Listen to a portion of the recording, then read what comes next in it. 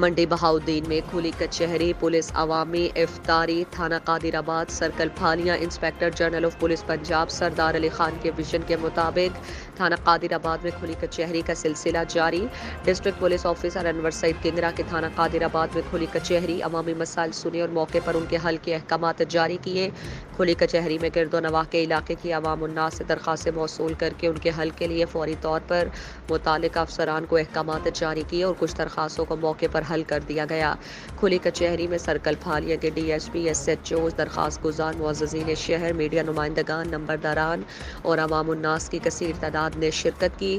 D P انور سعید کنگرا نے خطاب کرتے ہوئے کہا کہ کھلی کچہری کے انعقاد کا بنیادی مقصد پولیس اور عوام کے مابین فاصلوں کو ختم کرنا ہے، عوام الناس کے مسائل کو سننا، ان کا مناسب حل، بروقت کارروائی اور جلد از جلد انصاف کے تقاضوں کو پورا کرنا ہے تاکہ عوام الناس کو انصاف ان کی دہلیز پر پہنچایا جا سکے۔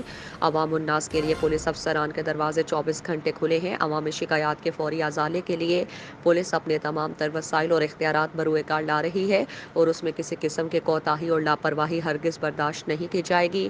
مزید برآں ٹی پی او کا کہنا تھا کہ ضلع بھر سے جرائم پیشہ عناصر کا خاتمہ پولیس کی اولین ترجیحات میں شامل ہے۔